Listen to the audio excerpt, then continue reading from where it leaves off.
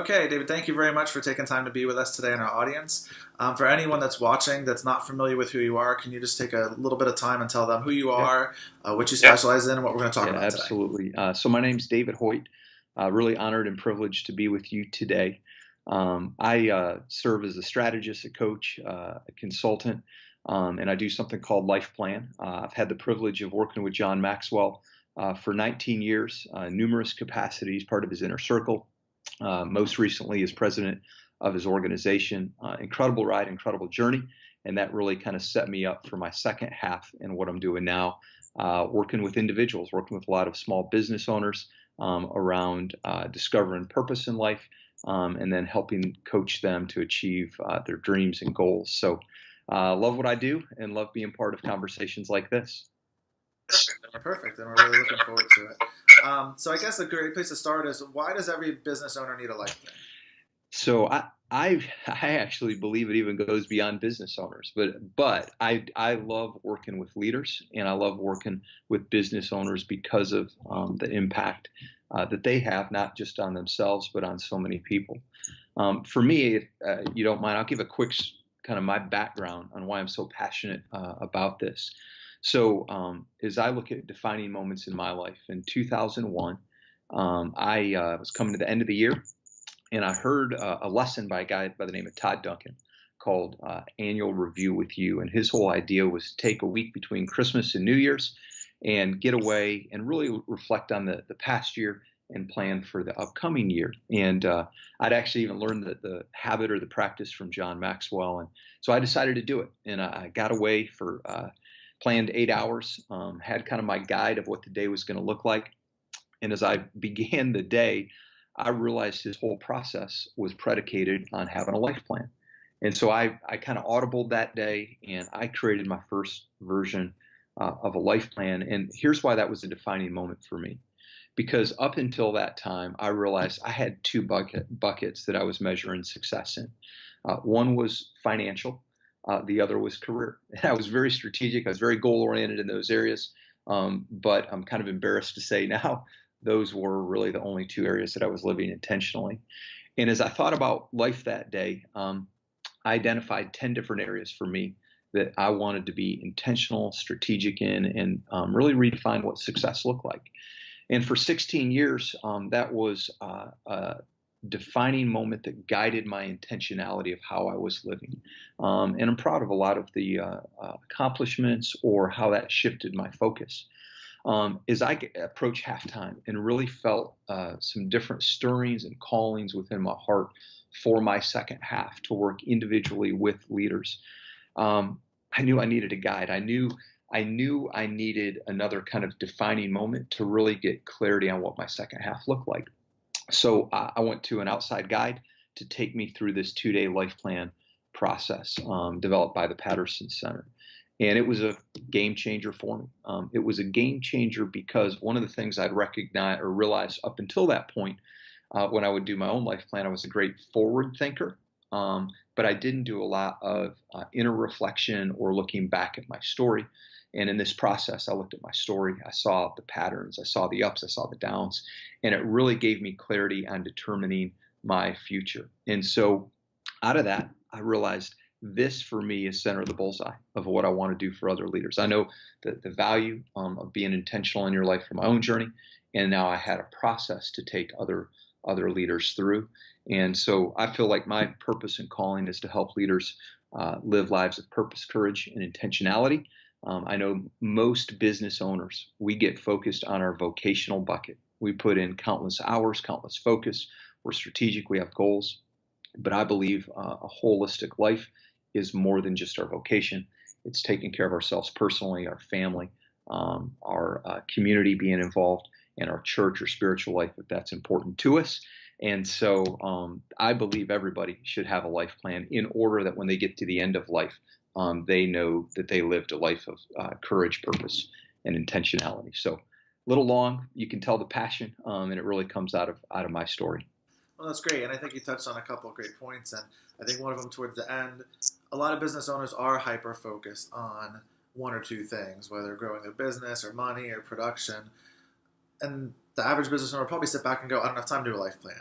we all know we have the same amount of time. We all know we need it. And as someone that's adapted similar strategies recently, I can see the difference it's made in my life. But for that type of person, how do they find the motivation to say, okay, this is so important and so valuable, I need to step back from what I'm doing for a little bit and make this a priority? Where can they find that way to convince themselves, or that motivation to do that? Yeah. What I found is it typically takes us bumping up against something. And it could be a couple things. It could either be a major decision that we know we need to make. Oftentimes it is vocationally driven. Doesn't have to be. It could be a personal or a family decision. But all of a sudden, there's some haze, or there's some lack of clarity, and a person realizes, I need a guide. I need some direction. I need clarity. Is the driving, compelling force to get somebody to say, I need to reach out to somebody. I'm willing to set aside 2 days. It is the rare person when everything just feels like it is going on cruise control and got it figured out, life by the horns, great clarity. We feel like we got it. But I know from personal experience and from the leaders that I work with, we all come to crossroads or forks in the road where we are looking for clarity and certainty in the direction that we should go. And it's typically at those times when we begin to ask the questions much more aggressively, or we're searching for outside help and answers, is when people raise their hand and say, I need this. This is the right time. This is the right time. I think it's absolutely true. Do you have any strategy for someone that maybe isn't there yet, though, so we don't have to get to that point? That's kind of, I guess, what I was curious about, was if I'm just plugging along and I'm overwhelmed, but I'm not desperate, and maybe I know I need something a little bit better, is there a way to look at it to go, hey, I need to do this because I'm in a decent place, I'm not in a terrible place, but so I get to a better place, you know? Have you seen people have strategies that are successful in that area? Yeah, I would say, so I believe, like, as we're looking for our unique life purpose and calling, one of the beliefs that I have is we all have a very unique reason that we are here on this planet. A lot of people, I believe they ping in their soul at some level and they ask, why am I here? They don't know how to find the answer. And then they stuff that internal voice. They fill it up with white noise. But I believe when people begin to ping, and when people begin to ask that question, it goes from this just general awareness to searching and discovering. And I think it's in searching and discovering when most people raise their hand and say, I got to find out. I know I'm on this planet for a reason. I got to find out the reason why. And that's when they'll come to Life Plan. But as people begin the search and discover phase, I think just reading books for personal growth, a couple that I highly recommend and have been impactful for me is a book called The Call by Os Guinness. Also in People's Growth Journey, 2 by John Maxwell, that I highly recommend is Intentional Living and 15 Laws of Growth. And so I would say if people are beginning to ping and have some questions, I'd start by reading a couple of those books, finding some answers, and seeing if that will take you in the discovery process on kind of a quest for more. And I know for my journey, it did that. Perfect. I think that leads into another good question. We live in a society where focusing on ourselves or being selfish or quote unquote self-centered is frowned upon. And I know that I meet tons of people, especially anyone over, say, the age of 30, that when you ask them what they want, they have no clue because they haven't even thought about it since they were a kid, because, we're kind of like always taught you got to help other people, focus on other people, do other things. So say I'm 35-year-old business owner that's sitting back and going, what is my purpose? What do I really want? And I can't think of it. I can't get there. How do I start that? Like, how do I get that flowing again? So I'm like that kid at Christmas. It's like, I want this. Like, here's what I want. Like, I want to be a fireman. I want this. I want that. How do we get that piece back so we can figure out that life plan? Well, that's a really good question. Here's what I realized, and especially knowing, we're talking business owners here. We are all so wired to think about the future, and what I find is, because we're so future oriented, we rarely take time to pause and go inside and to really think about what do I want, and ask the kind of questions that you're bringing up. And so if someone is beginning to realize that all I do is think about the future, or there's some internal noise, or there's some internal questions I haven't reconciled or resolved, I would challenge you to get away for at least a day, ideally an overnight, so 2 days, and only have one commitment that you make to yourself as you go into it. And that is, I'm not going to think about the future. All I'm going to do is think about my story. What are the experiences I've had? What have I learned from those experiences, both positive and negative? And then really begin to listen to your heart. Like, what is the inner voice telling you?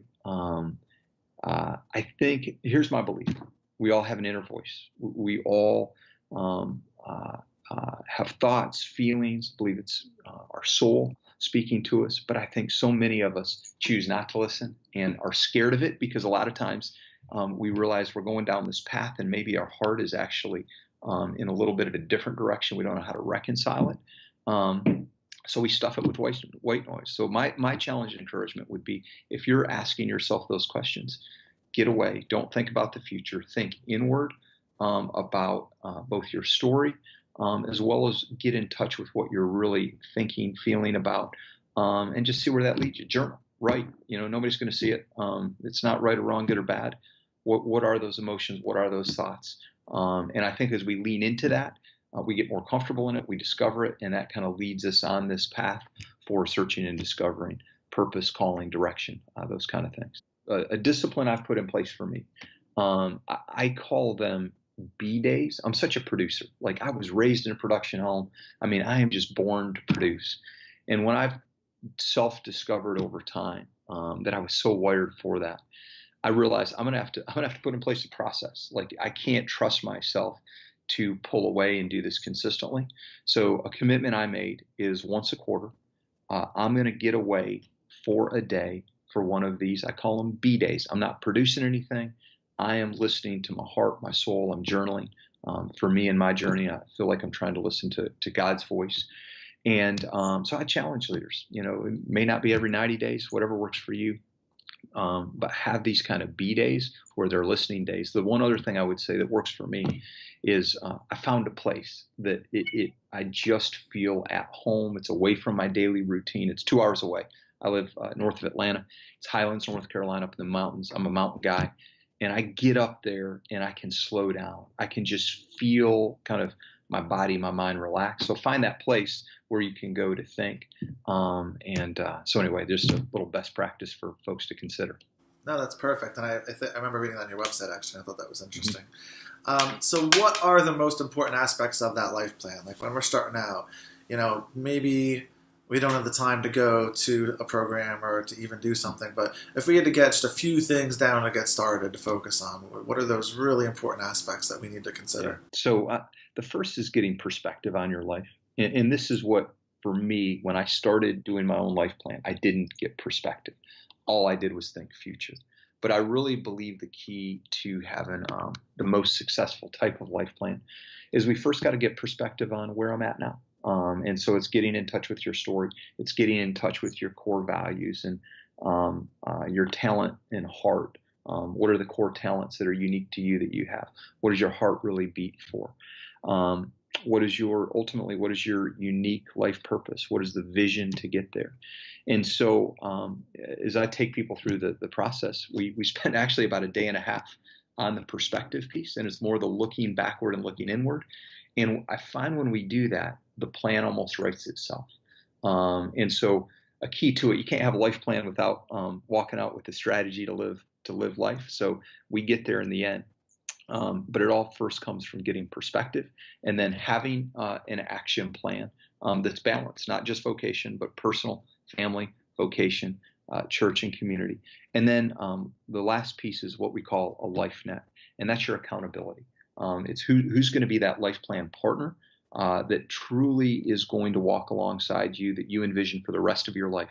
If you're married, oftentimes it's a spouse, but I always encourage, in addition to a spouse, to have somebody same sex that is just a friend, a confidant, a partner in life that will keep you accountable, and then also having a network of mentors, friends, and proteges. And I find the more we go public with who we want to be and the things that we want to do, there's naturally a greater level of accountability. And so having this life net in place is a critical part of it as well. Smart. So say we take that first step and we do figure out our Mm-hmm. purpose, and it's completely misaligned with the people in our life and our Very cool. business. Very cool. What's the first step there? What if we sit back and go, okay, I've created a life that's completely out of alignment with what I want because maybe I never took that time to sit back and I kept chasing producing. So where do I go? So I love that question. I mean, I love that question. Here's why. I think that's the number one fear that people have in asking themselves the true heartfelt questions and ultimately doing a life plan. What happens if I discover my life is misaligned from my core purpose? And I can't tell you how many folks that I talk with. I work with men and women, but work predominantly with men. And what I'm so passionate about this and also can get so frustrated is I talk to so many guys that are going down this track in life, this vocational track. They're miserable. They don't like it. They typically actually provide a pretty good income for their lives, but they're off course with their passions and who they feel like they're called to be. And they know it, but they are scared to do anything about it. And here's my challenge for folks is when we discover that there's some misalignment, you don't have to walk out with all the answers. You don't have to know exactly what you're going to do or make some radical shift or kind of throw away these things over here in order to go this direction. But here's what I challenge people. Just take a step in the direction that you feel like you should go. And what I believe is when we just take some kind of a baby step, doors of opportunity will begin to open if that is truly the direction that we should go. But I think so many people are scared, they don't even take the first step. All they know is that there's a disconnect, but they keep going down the road just because it's what's comfortable and easy. You don't have to have it all figured out, but just take a step in the direction that you feel like your heart is called in and aligns with your core talents. And I believe it won't be smooth. It won't be easy. I'm not saying it's the yellow brick road, but I do believe that when you begin to move in that direction, doors of opportunity open. And all of a sudden, one day you look up and realize I'm living the life of my dreams. And if I would have had to have all the answers back here, would have never made it. But if I simply started taking steps, all of a sudden doors will open and you'll start to move in that direction where your heart is truly feeling called. That's perfect. I mean, and actually, I tell people similar things all the time. You meet people in the world that want to get into business, and I'm like, focus on going forward. Focus on going the right way. Because too many people do get stuck in the past, and they think that's all they can have, and it doesn't work if you stay there. So I think that's really great advice.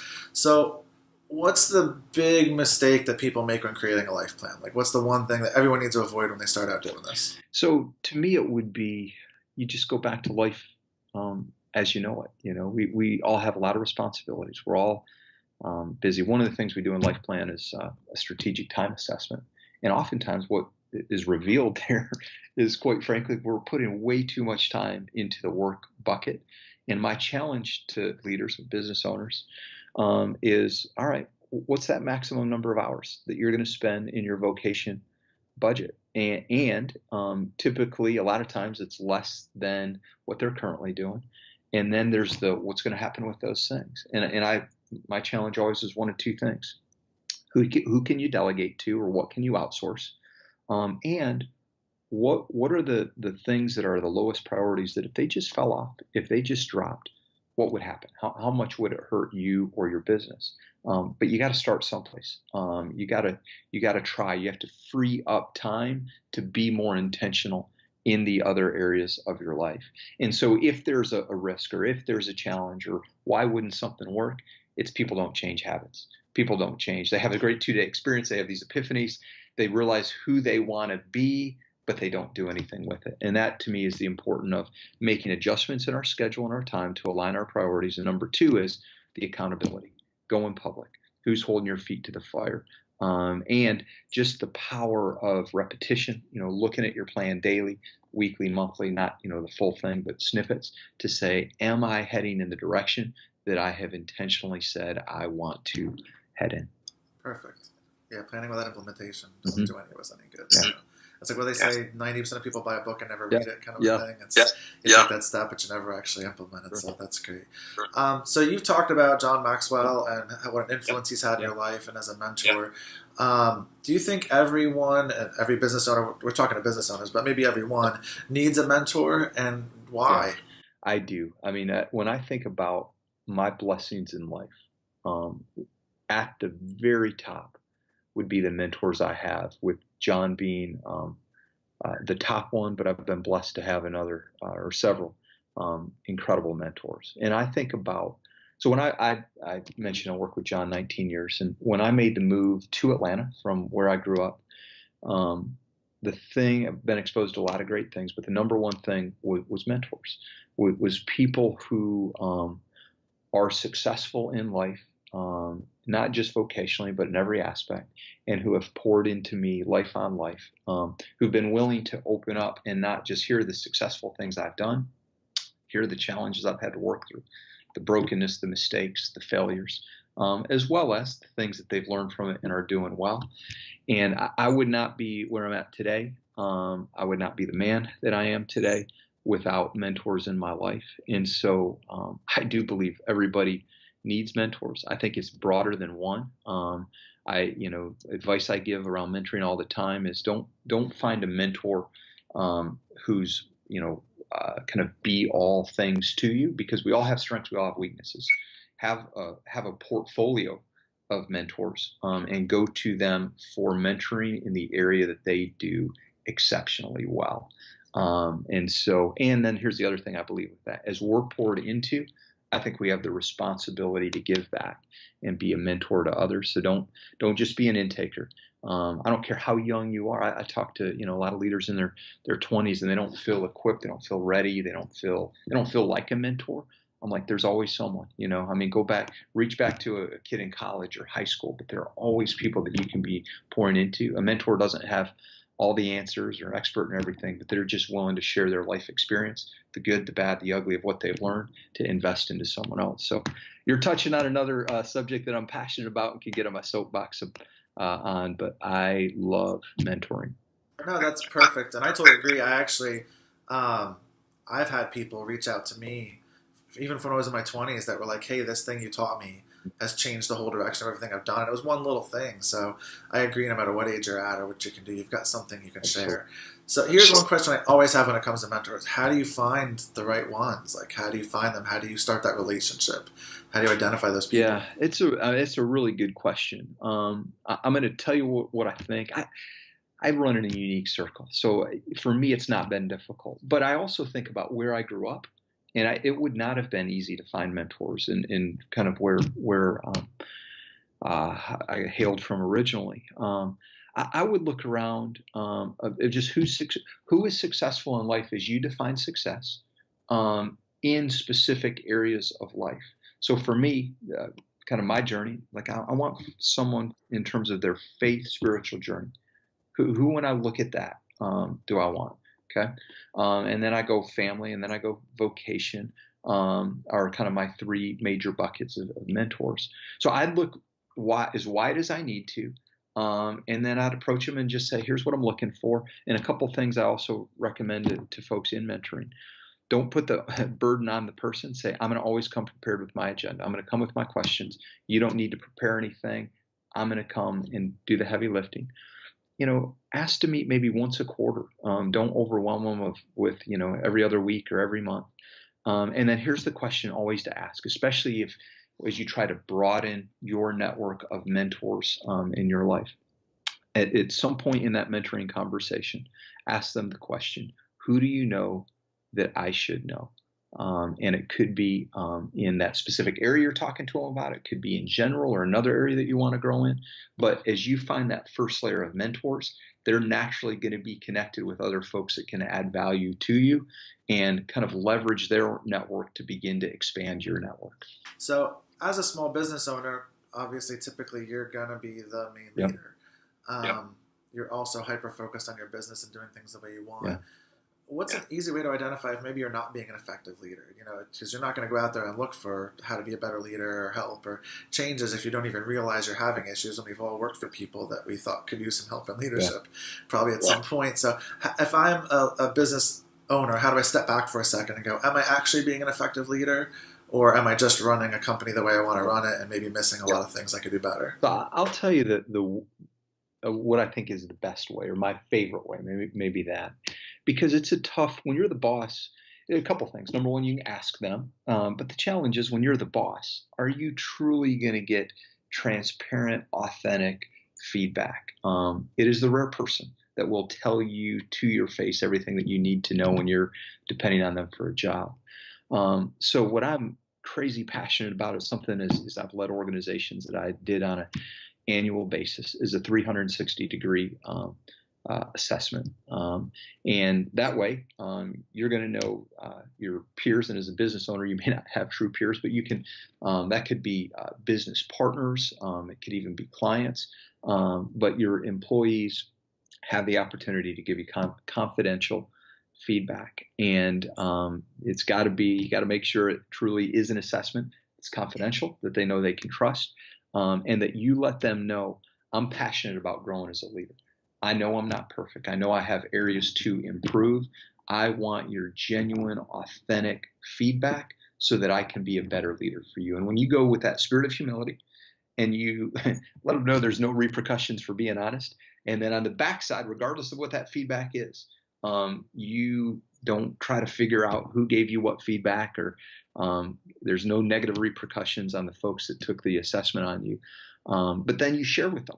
And you say, hey, here's what I learned. Thank you for the feedback.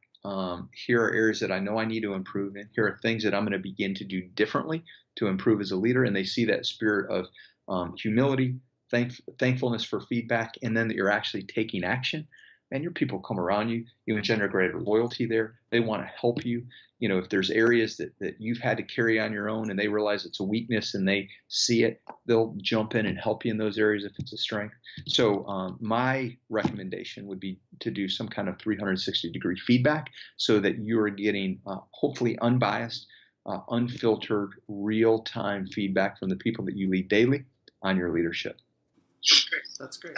Yeah, actually, I remember reading you're a Donald Miller fan too, and I always loved his story when he's on the plane with the guy going to one of his seminars that has no idea who he is. And he's like, so what do you think of me? What do you think? Like, not knowing it's him. He's like, what do you think of Donald Miller? Do you think his programs? And he's like, he learned more in that 3-hour flight with this guy who was completely honest about the thing than he would ever.